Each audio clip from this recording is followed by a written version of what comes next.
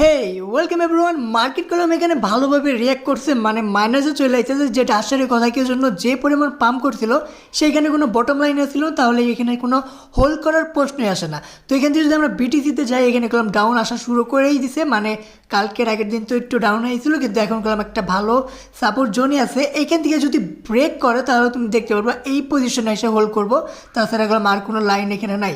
তার মানে দেখতে পারবা বড় সড়ো একটা ফলিং ক্যান্ডেল এখানে বিটিসি হতে পারে। যদি এই জায়গা থেকে ফল করে তো এখান থেকে ফল করারও চান্স আছে, আবার হোলও করতে পারে, সেটা এখন শিওর বোঝা যাচ্ছে না, কিন্তু এখান থেকে নিচে আসার একটা চান্স বেশিরভাগ বলতে পারো, ঠিক আছে। আর যদি আমরা এখান থেকে যাই ইথিরিয়ামের অবস্থা তো আরও খারাপ। কি জন্য ইথিরিয়াম একটু আগে ব্রেকআউট করে ফেলাইছে, যে লেভেলে এখন বিটিসি আছে সেই পজিশনে গেলাম, এরকম পজিশনে ইথিরিয়ামও ছিল, সেখান থেকে ইথিরিয়াম গেলাম ব্রেক থ্রু করে ফেলাইছে, মানে নিচে চলে আসে, তার সাপোর্ট লাইন ব্রেক করছে। আর এখানে যে সাপোর্টটা দেখতেছো এখন যদি আসতে পারে তাহলে ইথিরিয়াম এখানে এই পজিশনে আসা হোল্ড করতে পারে, যতটুকু যা দেখা যাইতেছে এই চার্টের ভিতরে। তো বিটিসিও সেখান থেকে ব্রেক করতে পারে, আর ইথিরিয়াম তো ব্রেক করে ফেলাইছে, নতুন সাপোর্ট লাইন বার করতে পারে, কিন্তু আমার মনে হয় সাপোর্ট লাইন বার করতেও একটা ভালো টাইম লাগবে। আর আমার যতটুকু মনে হইতেছে এখান থেকে আটটু নিচে আসতে পারে, তারপর একটা সাপোর্ট নিয়ে আবার উপরে যেতে পারে ইথিরিয়াম। আর বিটিসির যা পজিশন আমরা দেখলাম সেখান থেকে বিটিসি উপরে যেতে পারে, আবার নিচেও আসতে পারে। আর যদি আমরা অন্য কয়েনগুলো কথা বলি, সেগুলো ভালো নিচে যায় নাই, যে 3-4 দিন আগে যে বটমটা ধরছিল সেই বটমের নিচে যায় নাই, সেখানে আপ ডাউন করতেছে। তার মানে সেখান থেকে নিচে আসলে একটা বড় ক্যান্ডেল হতে হবে বিটিসির, যেমন 1 লাখ বা 1,10,000 বিটিসির আসতে হবে, তাহলে সেই লাইনগুলো অল কয়েনগুলো ব্রেক করবে।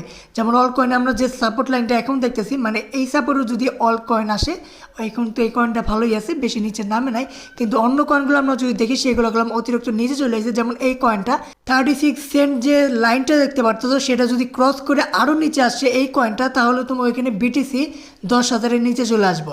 1,10,000 নিচে যদি বিটিসি আসে তাহলে এই লাইনটা ক্রস করব অন্যান্য কয়েন, মানে সব কয়েনে প্রায় একই সিনারি দেখা যাইতেছে। আর যদি 10-এর নিচে না আসে তাহলে এই কয়েনগুলো ধরতে পারো যে এই কয়েনই, মানে এই সাপোর্টে আসবো, মানে 36 সেন্টে, তারপর আবার ফল ব্যাক করবো। তো এর নিচে আসার কথা না, কি জন্য অল কয়েনের অবস্থা এমনি অনেক খারাপ, কিন্তু কি হয় বলা যায় না, ঠিক আছে।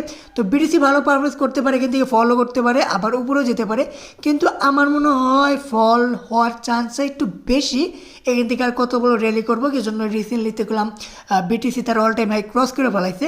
তো হতে পারে আবার একটা র্যালি দিল উপরে, আবার হতে পারে নিচে চলে আসলো, সেখান থেকে আবার উপরে আসতে পারে। তো এখান থেকে কিছু বলা যাবে না। তো দেখা যাক কালকের দিনটা কীরকম যায়, তারপরে সব কিছু বোঝা যাবে, ঠিক আছে। তো আশা করি বোঝাইতে পারছি। দেখা হবে পরের ভিডিওতে।